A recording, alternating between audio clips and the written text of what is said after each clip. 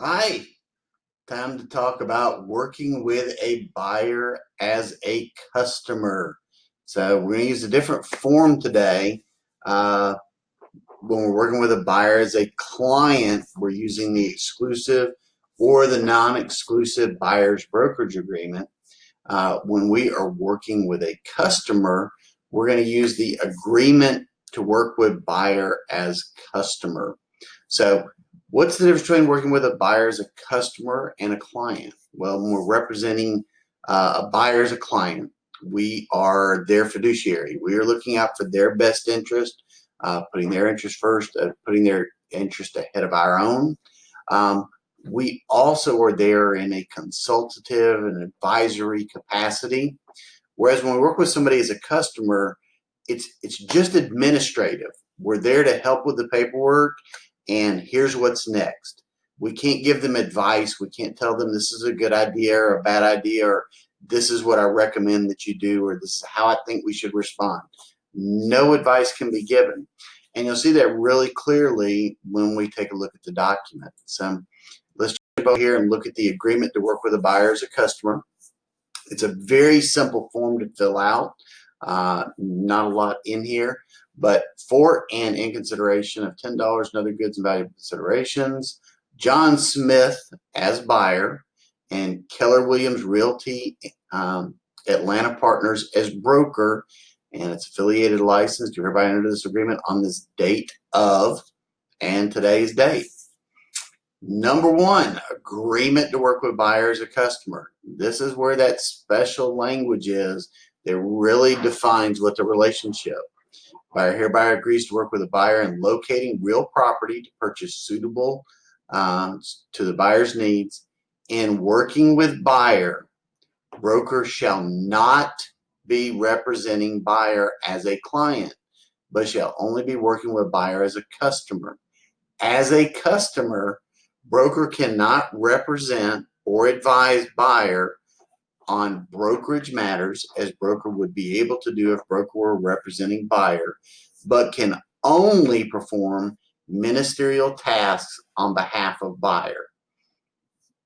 Buyer and broker can terminate this agreement at any time upon written or electronic notice to the other party. Wow, big difference, right? So one of the things I want you to understand, when would this apply? So you meet someone who is selling their house and they have a buyer already, and they just want you to handle the paperwork to make things happen. They want to fill out the contract, get everything to the closing attorney. They want to use some of your resources, but they don't need you to market the property. They don't need you to negotiate the price. They've already got all that. They just need a transaction coordinator, if you will. And very often in that situation, you're going to do that at a flat rate. Again, all commissions or whatever you negotiate. But in that case, you're likely working with the seller as a customer and working with the buyer as a customer. The second scenario where you're going to use this document very often is you have a listing. You have an exclusive seller listing agreement. You have a house on the market. You are representing that seller as a client. Well, a buyer comes forward, maybe at an open house, maybe from a sign call, and they do not have an agent already. Well, you can represent that buyer yourself, and you will receive the full commission, the commission that the seller agreed to pay, and you don't have to share that with another agent if that buyer is willing to work with you as a customer. Okay, so a conversation may go something along the lines of, Mr. and Mrs. Buyer, I would love to help you purchasing this property. I'm already in a client relationship with the seller. Now I can help you buy the property, but I can't advise you in buying the property. If you want to work with me, I'll help you fill out the contracts, put in the offer, let you know what the different steps are. The only thing I won't be able to do is give you advice on what you should do. Okay. And if you're comfortable with that, then we can move forward as a customer, and I can go ahead and get that offer put together for you today. And this is how they would hire you. Alternatively, if you are wanting representation, if you do think you need somebody there to give you advice, I'm happy to refer you to another agent that's going to take very good care of you. Which of those works best for you? And very often, surprisingly so, that buyer would say, no, I'm great working with you.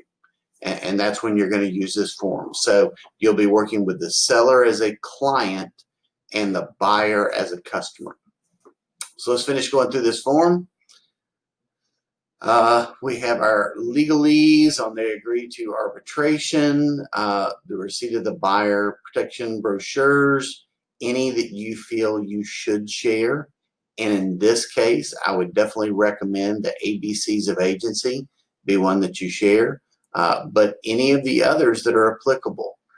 Since you are not able to advise them, let the pamphlets be their advice. The brokerage relationship, you are representing them. You work for Keller Williams as an independent contractor. We have our duties that we need to perform. And then we're going to be at the signature page. Okay. One of the things that you will notice in this situation, commissions aren't mentioned at all. Okay. So any commissions that are due to you will be the commissions that are being paid by the seller. The buyer is not agreeing to pay you any extra.